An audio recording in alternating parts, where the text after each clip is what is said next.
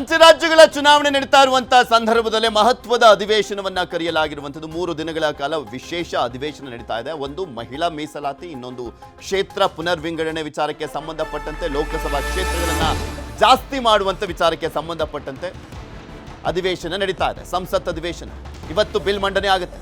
ಲೋಕಸಭೆಯಲ್ಲಿ ಇಂದು ಬಿಲ್ ಬಗ್ಗೆ ವೋಟಿಂಗ್ ಇರುವಂತದ್ದು, ಇದು ಕುತೂಹಲ ಕೆಡೆ ಮಾಡಿಕೊಟ್ಟಿದೆ. ಕೇಂದ್ರದ ಮಹತ್ವದ ಬಿಲ್ಗಳಿಗೆ ಇಂದು ಅಗ್ನಿ ಪರೀಕ್ಷೆ ಎದುರಾಗ್ತಾ ಇದೆ. ಬಹುಮತ ಇದ್ರೆ ಸಾಲದು, 2/3 ಮೆಜಾರಿಟಿ ಇರಬೇಕು. ಹಂಗಾಗಿ ಇಕ್ಕಟ್ಟಿರುವಂಥದ್ದು ಇಲ್ಲಿ. ಮಸೂದೆ ಅಂಗೀಕಾರಕ್ಕೆ 360 ಮತಗಳು ಬೇಕು. 543 ಲೋಕಸಭಾ ಸದಸ್ಯರ ಪೈಕಿ ಅಟ್ ಪ್ರೆಸೆಂಟ್ 3 ಜನ ಇಲ್ಲ. 540 ಲೋಕಸಭಾ ಸದಸ್ಯರ ಪೈಕಿ 2/3 ಮೆಜಾರಿಟಿ ಅಂದ್ರೆ 360 ಬೇಕಾಗುತ್ತೆ. 293 ಬಲದ NDA ಸರ್ಕಾರ ಈಗಿರುವಂಥದ್ದು. ಅವ್ರಿಗೆ ಇನ್ನೂ ಕೂಡ ಹತ್ತತ್ರ 67 ಜನ ಬೇಕು. ಬಿಲ್ ಪಾಸ್ಗೆ ಅಗ್ನಿ ಪರೀಕ್ಷೆ ಎದುರಾಗಿದೆ.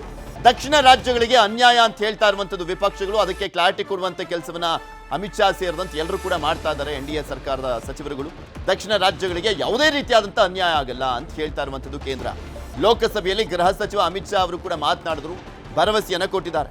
ದಕ್ಷಿಣ ರಾಜ್ಯಗಳ ಸದಸ್ಯರ ಸಂಖ್ಯೆ ಕುಸಿಯಲ್ಲ, ಉತ್ತರ ದಕ್ಷಿಣ ಎಂಬ ಭೇದ ಭಾವ ಮಾಡ್ತಿಲ್ಲ. ಕ್ಷೇತ್ರ ಪುನರ್ವಿಂಗಡಣೆ ಬಗ್ಗೆ ಅಮಿತ್ ಶಾ ಅವರು ಭರವಸೆಯನ್ನ ಕೊಟ್ಟಿದ್ದಾರೆ. ಎಲ್ಲಾ ರಾಜ್ಯಗಳಲ್ಲೂ ಕೂಡ ಈಗಿರುವಂತ ಸ್ಥಾನಗಳ ಪೈಕಿ 50% ಜಾಸ್ತಿ ಮಾಡ್ತೀವಿ. ಆ ರಾಜ್ಯ ಈ ರಾಜ್ಯ ಅಂತ ಕಡಿಮೆ ಜಾಸ್ತಿ ಅನ್ನುವಂಥದ್ದಿಲ್ಲ, ಎಲ್ರಿಗೂ 50% ಜಾಸ್ತಿ ಮಾಡ್ತೀವಿ ಅಂತ ಹೇಳಿದ್ದಾರೆ. ಹಾಗಾದ್ರೆ ಅಮಿತ್ ಶಾ ಅವರು ಏನು ಮಾತನಾಡಿದ್ದಾರೆ ನೋಡೋಣ. कर्नाटक राज्य में 543 के सदन में अभी 28 सीटें और सदन की 543 सीटों की संख्या के 5.15% कर्नाटक के सांसद यहां पर आते हैं. ये बिल पारित होने के बाद, संविधान संशोधन होने के बाद कर्नाटक की संख्या हो जाएगी 28 से बढ़कर 42 और प्रतिशत लोकसभा में 816 में हो जाएगा 5.14. तो जरा भी नुकसान कर्नाटक को नहीं होगा. दूसरा राज्य है आंध्र प्रदेश. इनकी अभी 25 सीटें हैं आंध्र प्रदेश की और अब की स्थिति में उसका प्रतिशत प्रतिनिधित्व 4.60 है, 4.60.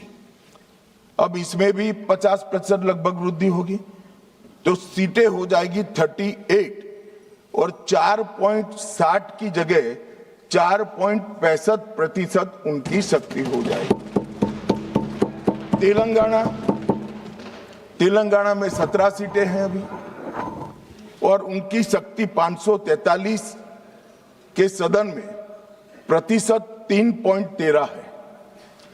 अब उसमें 50% की वृद्धि होगी और सीटें हो जाएगी 26 और 3.13 की जगह 3.18% उनकी क्षमता. तमिलनाडु, इतने सारे लोग काले कपड़े पहनकर आए हैं.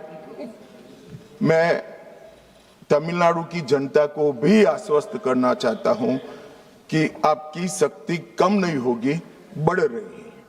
मान्यवर, अभी 39 सांसद तमिलनाडु राज्य से चुनकर यहां आते हैं और 543 के सदन में उसके प्रतिशत है 7.18% और अब 50% वृद्धि के बाद सांसद लगभग हो जाएंगे 59 और इनकी नए सदन में 816 के सदन में प्रतिशत में संख्या हो जाएगी 7.23.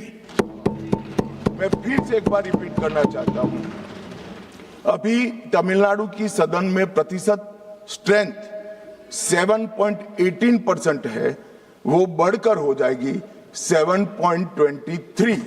तो तमिलनाडु को भी कोई नुकसान नहीं. केरला में 20 सांसद हैं, 3.68% इनका स्ट्रेंथ है. 20 की जगह 30 सांसद होंगे और 3.68 की जगह होगा 3.67. अब कुल मिलाकर दक्षिण का जो पूरा नैरेटिव बनाया जाता है उसको अगर हम सोचते हैं तो अभी 543 सीटों में जो आपके द्वारा बनाया गया है उसमें 129 सांसद इस सदन में बैठते हैं। ಪ್ರಮುಖವಾಗಿ ಇದ್ದಿದ್ದಂಥ ಆತಂಕ ಏನಪ್ಪಾ ಅಂದ್ರೆ ಜನಸಂಖ್ಯೆ ಆಧಾರದ ಮೇಲೆ ಇವರು ಕ್ಷೇತ್ರ ವಿಂಗಡಣೆ ಮಾಡೋದಾದ್ರೆ ನಮ್ಮ ಸ್ಥಾನಗಳು ಕುಸಿತ ಆಗುತ್ತೆ, ನಮ್ಮ ಪ್ರಾತಿನಿಧ್ಯತೆ ಕುಸಿತ ಆಗುತ್ತೆ ಅನ್ನುವಂಥ ಅಸಮಾಧಾನ ಇತ್ತು, ಆಕ್ರೋಶ ಇತ್ತು. ಈಗ ಅದಕ್ಕೆ ಕ್ಲಾರಿಟಿ ಕೊಟ್ಟಿದ್ದಾರೆ ಅಮಿತ್ ಶಾ. ನಿಮಗೆ ತೋರಿಸ್ತಾ ಇದ್ವಿ ಕರ್ನಾಟಕದ ಲೆಕ್ಕಾಚಾರವನ್ನ ನೋಡೋದಾದ್ರೆ ಹಾಲಿ 28 ಲೋಕಸಭಾ ಕ್ಷೇತ್ರಗಳು ಇರುವಂಥದ್ದು ಪ್ರಾತಿನಿಧ್ಯತೆ ಪರ್ಸೆಂಟೇಜ್ ವೈಸ್ ನೋಡಿದ್ರೆ 5.15%. ಈಗ ಸಾಧ್ಯತೆ ಎಷ್ಟು? 50% ಕನ್ಸಿಡರ್ ಮಾಡ್ತೀವಿ, ಜಾಸ್ತಿ ಮಾಡ್ತೀವಿ ಅಂತ ಹೇಳಿರುವಂಥ ಹಿನ್ನೆಲೆಯಲ್ಲಿ 28ರಲ್ಲಿ ಅರ್ಧ ಎಷ್ಟಪ್ಪ? 14 ಅಲ್ವಾ? ಸೊ ಹೀಗಾಗಿ 28 + 14 42 ಕ್ಷೇತ್ರಗಳಾಗ್ತವೆ. ಆ ಸಂದರ್ಭದಲ್ಲೂ ಪ್ರಾತಿನಿಧ್ಯತೆ 5.15% ಇರುತ್ತೆ ಅಂತ. ಇದು ಕರ್ನಾಟಕದ ವಿಚಾರ. ಇದೇ ರೀತಿಯಾಗಿ ದಕ್ಷಿಣ ಭಾರತದ ಎಲ್ಲ ರಾಜ್ಯಗಳ ಬಗ್ಗೆನೂ ಕೂಡ ಪ್ರಸ್ತಾಪ ಮಾಡ್ತಾ ಹೋದ್ರು. ಆಂಧ್ರ ಪ್ರದೇಶದ ನೋಡೋಣ, ಅಲ್ಲಿ ಇರುವಂಥ ಹಾಲಿ ಕ್ಷೇತ್ರಗಳು 25, ಪ್ರಾತಿನಿಧ್ಯತೆ ಎಷ್ಟಿದೆ? 4.60%. ಸಾಧ್ಯತೆ ಎಷ್ಟೀಗ? 38 ಆಗುತ್ತೆ ಅಂತ. ಅದರ ಅರ್ಧ ಭಾಗ ಅಂದರೆ 13. ಸೊ ಹೀಗಾಗಿ 25 + 13 38 ಆಗುತ್ತೆ. 4.65% ಅಷ್ಟು ಪ್ರಾತಿನಿಧ್ಯತೆ ಹಾಗೆ ಕಂಟಿನ್ಯೂ ಆಗುತ್ತೆ. ಯಾವುದೇ ರೀತಿಯಾದಂಥ ಖೋತ ಆಗಲ್ಲ ಸೀಟ್ಗಳು. ತೆಲಂಗಾಣ 17 ಕ್ಷೇತ್ರಗಳಿದ್ದಾವೆ ಅಟ್ ಪ್ರೆಸೆಂಟ್, 3.13% ಪ್ರಾತಿನಿಧ್ಯತೆ ಇದೆ. ಸಾಧ್ಯತೆ 26 ಆಗುತ್ತೆ ಅಂತ, ಎಕ್ಸ್ಟ್ರಾ 11 ಆಗುತ್ತೆ, ಅಲ್ಲಿ ಅಲ್ಲ 9 ಆಗುತ್ತೆ. ಸೊ 3.18% ಪ್ರಾತಿನಿಧ್ಯತೆ ಆಗುತ್ತೆ ಅಂತ. ತಮಿಳುನಾಡು ದಕ್ಷಿಣ ಭಾರತದಲ್ಲಿ ಅತಿ ದೊಡ್ಡ ರಾಜ್ಯ, ಅದು ಹಾಲಿ 39 ಕ್ಷೇತ್ರಗಳು ಇರುವಂಥದ್ದು, ಪ್ರಾತಿನಿಧ್ಯತೆ 7.18% ಇದೆ. ಸಾಧ್ಯತೆ ಎಷ್ಟಾಗುತ್ತೆ? 19 ಸೀಟು, ಹತ್ತತ್ರ 20 ಸೀಟ್ ಜಾಸ್ತಿ ಆಗುತ್ತೆ, 50% ಅಂದರೆ. ಸೊ 59 ಸೀಟ್ಗಳಾಗ್ತವೆ, 7.23% ಪ್ರಾತಿನಿಧ್ಯತೆ ಇರುತ್ತೆ. ಕೇರಳ ಹಾಲಿ 20 ಕ್ಷೇತ್ರಗಳಿದ್ದಾವೆ, 3.68%. ಸಾಧ್ಯತೆ ಎಷ್ಟು? ಅರ್ಧ ಜಾಸ್ತಿ ಮಾಡ್ತೀವಿ ಅಂತ ಹೇಳಿರುವಂಥ ಹಿನ್ನೆಲೆಯಲ್ಲಿ 10 ಸೀಟ್ ಜಾಸ್ತಿ ಆಗುತ್ತೆ. 20 + 10 30 ಸೀಟ್ಗಳು, 3.68% ಪ್ರಾತಿನಿಧ್ಯತೆ ಇರುತ್ತೆ. ಸೊ ಇಲ್ಲಿ ಅನ್ಯಾಯ ಅನ್ನುವಂಥದ್ದೇ ಬರೋದಿಲ್ಲ. ಜನಸಂಖ್ಯೆ ಆಧಾರದ ಮೇಲೆ ನಾವು ಡಿವೈಡ್ ಮಾಡ್ತಾ ಇಲ್ಲ, ಈಗಿರುವಂಥ ಸ್ಥಾನಗಳ ಆಧಾರದ ಮೇಲೆ 50% ಜಾಸ್ತಿ ಮಾಡ್ತಾ ಇದ್ದೀವಿ ಅಂತ. ಮಸೂದೆ ವಿಚಾರಕ್ಕೆ ಸಂಬಂಧಪಟ್ಟಂತೆ ನೋಡೋದಾದ್ರೆ ಸರ್ಕಾರದ ಶಕ್ತಿ ಈಗ ಅಟ್ ಪ್ರೆಸೆಂಟ್ 540 ಲೋಕಸಭಾ ಸದಸ್ಯರಿದ್ದಾರೆ, ಟೋಟಲ್ 543. ಆದರೆ ಅಟ್ ಪ್ರೆಸೆಂಟ್ ಇರುವಂಥ ಸಂಖ್ಯೆ 540.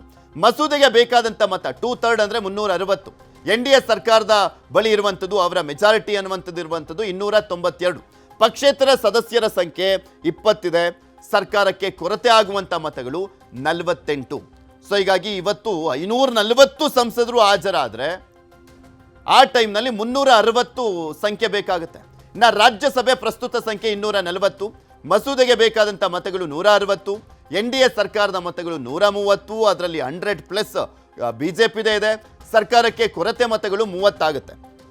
ಇಲ್ಲಿ ಮೇಯ್ನ್ ಆಗಿ ಯಾವುದಾದ್ರೂ ಪ್ರಮುಖವಾದಂಥ ಪಕ್ಷಗಳ ಸಂಸದರು ಗೈರು ಹಾಜರಾದರೆ ಅಲ್ಲಿ ಸೇರಿರುವಂಥ ಸಂಸದರ ಆಧಾರದಲ್ಲಿ ಲೆಕ್ಕಾಚಾರವನ್ನು